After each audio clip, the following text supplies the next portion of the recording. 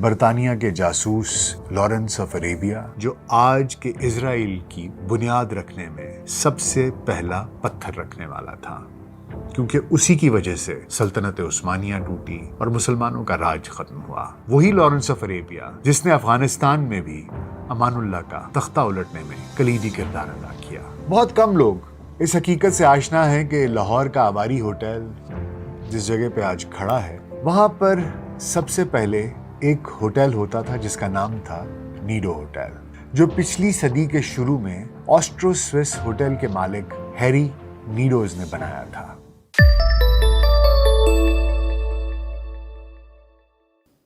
VLC pod cost میں doctor ناصر bag کے ساتھ خاکسار آپ کی خدمت میں حاضر ہے۔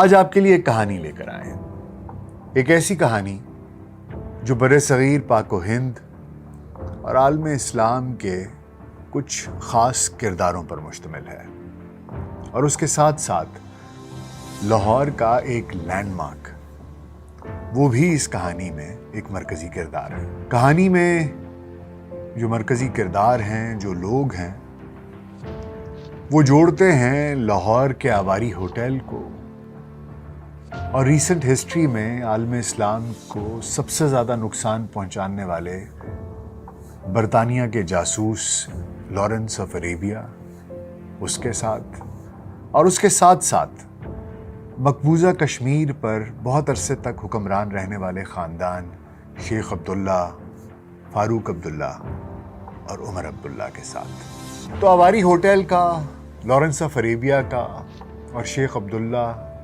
اور اس کے خاندان کا آپس میں کیا تعلق ہے، آئیے اس کہانی میں جانتے ہیں۔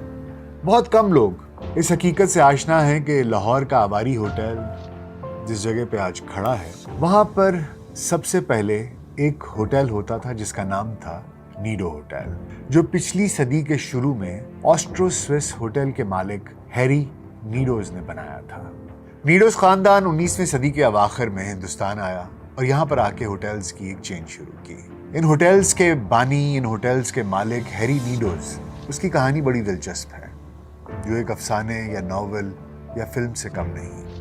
نیڈوز نے پہلا ہوٹل لاہور میں بنایا، ٹھیک اسی جگہ جہاں پر آج لاہور کا آباری ہوٹل کھڑا ہے، اور اس کے بعد انہوں نے ایسے ہی ہوٹلز سری نگر اور پونے میں بھی بنائے۔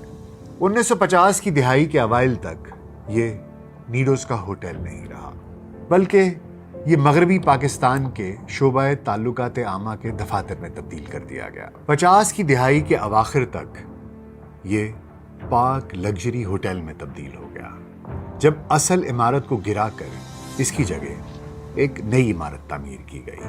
ایک دہائی گزرنے کے بعد پاک لگژری ہوٹل کی عمارت کو بھی گرا دیا گیا اور اس کی جگہ پر ایک نیا ڈھانچہ تعمیر کیا گیا۔ اس نئے ہوٹل کا نام پہلے تو پریزیڈنٹ آواری رکھا گیا، لیکن بعد میں اسے ہلٹن ہوٹل کا نام دیا گیا۔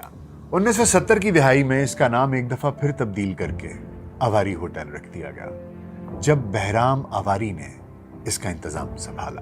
نیڈوز خاندان جس نے لاہور میں نیڈوز ہوٹل، جو کہ موجودہ آواری ہوٹل ہے، اس کی بنیاد رکھی، انہوں نے پاک و ہند کی تاریخ پر اپنی ایک چھاپ بھی چھوڑی ہے۔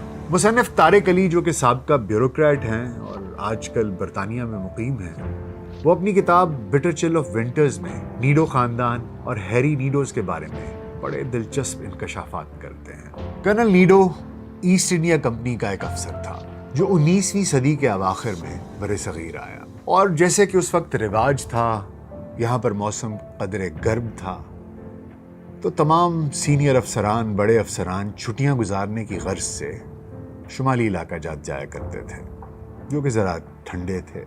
اسی طرح کرنل نیڈو بھی گلمرگ میں واقع اپنے ہالیڈے لاج میں چھٹیاں گزارنے کی غرض سے آیا ہوا تھا کہ اس کی نگاہ ایک دن ایک لڑکی پر پڑی جو روزانہ اس کے ہاں دودھ دینے آتی تھی۔ کرنل نیڈو نے اس کو دیکھا اور پہلی ہی نظر میں اس پہ فدا ہو گیا۔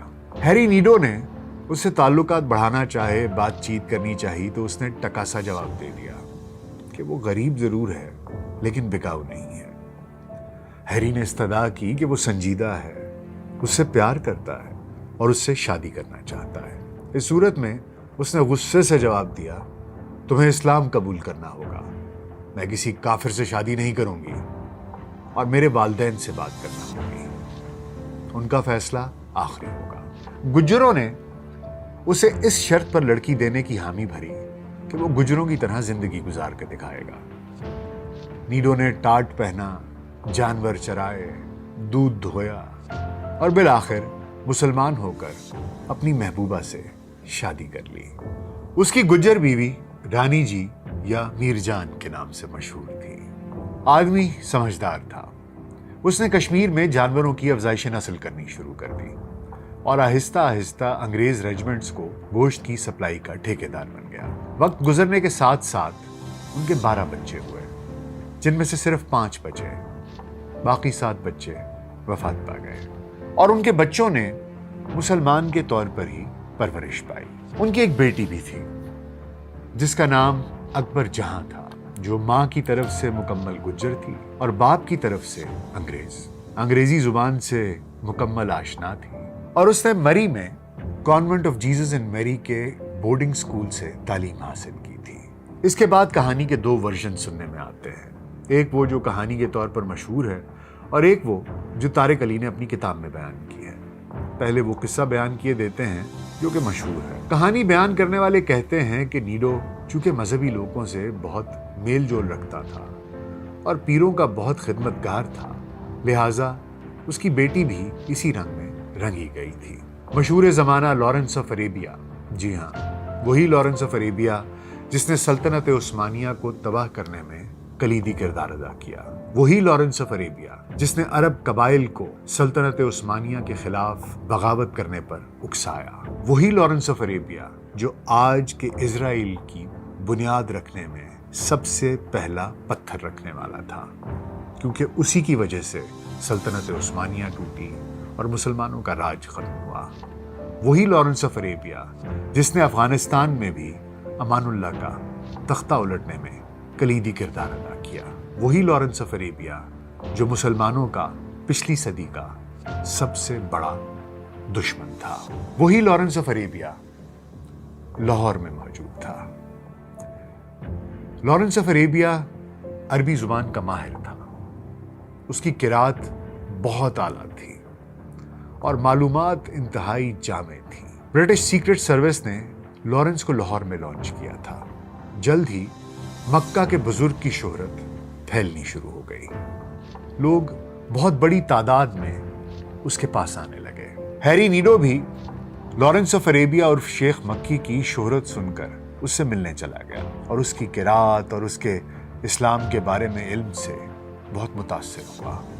نیڈو اپنے کام کے سلسلے میں اکثر لاہور آیا کرتا تھا اور جب کبھی بھی وہ لاہور آتا تو مکی شیخ کی خدمت میں حاضری دینا نہ بھولتا۔ آہستہ آہستہ لارنس آف اریبیا اور مکی شیخ نے ہیری نیڈو کو اپنے سحر میں مکمل طرح سے پھنسا لیا۔